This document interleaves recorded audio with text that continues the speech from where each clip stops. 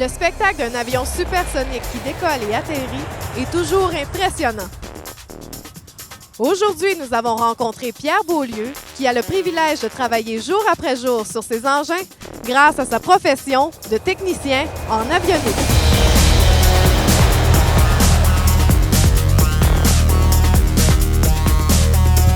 C'est un métier qui est passionnant, surtout comme nous, en tant que technicien en avionique côté militaire.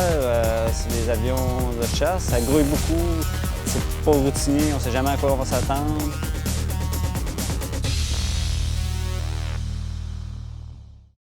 D'abord, Pierre, est-ce que tu peux nous décrire sommairement en quoi consiste ta profession?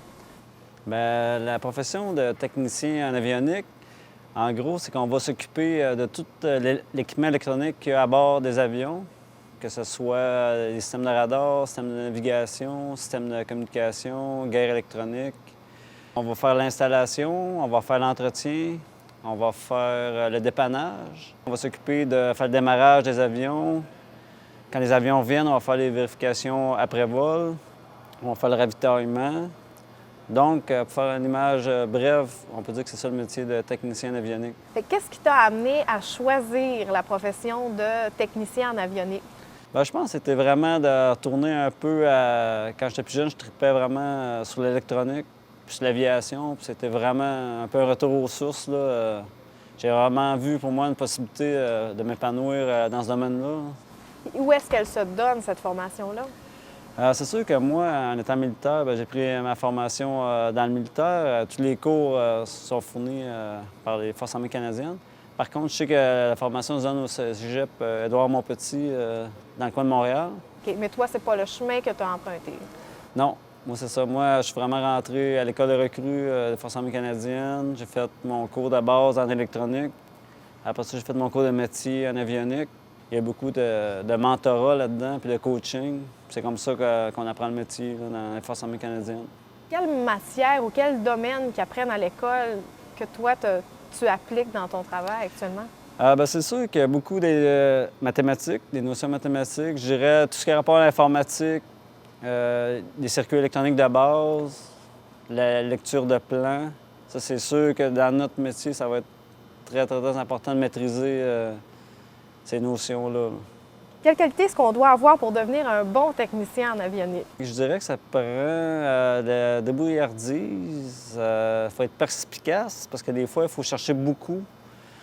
Il faut avoir une certaine facilité à travailler, à suivre des procédures établies, parce qu'il y a des normes à suivre, des normes de navigabilité, ça c'est important. C'est quoi les avantages que ça te donne, toi, à part de t'accomplir sur le plan professionnel, quels avantages ça te donne sur le plan personnel de travailler ici? Étant donné qu'on est ici en région, dans le coin de Chicoutimi, il y a pas beaucoup de... on perd pas beaucoup de temps dans la circulation. Puis en plus, avec mon métier, ça me permet de beaucoup voyager.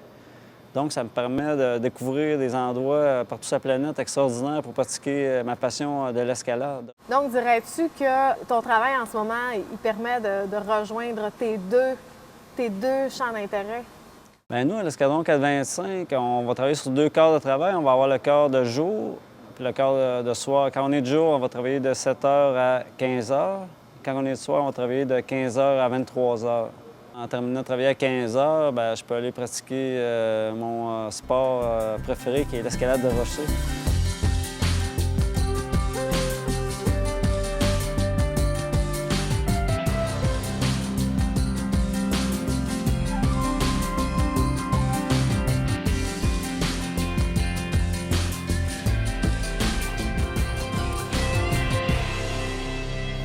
Ça fait longtemps que tu pratiques ce loisir-là? Ça fait presque une vingtaine d'années que je pratique l'escalade de rocher, puis je suis quand même très impliqué dans la région au sein du Club de montagne du Saguenay en particulier. Vêtu comme ça, on t'imagine facilement en train de marcher en gros pour répondre à des ordres. Est-ce que le comportement ou les choses d'armée influencent beaucoup ou interagissent beaucoup dans ton travail ou est-ce que tu es plus sur les avions? Comment ça se passe? C'est vrai que les gens ont toujours l'impression, étant donné que c'est un métier militaire, qu'on va passer beaucoup de temps à faire des trucs militaires. C'est vraiment pas comme ça. Du côté aviation, là, une fois par année, on va avoir un exercice de reclassement, sur exemple, la marche avec boussole. des exercices de tir une fois par année.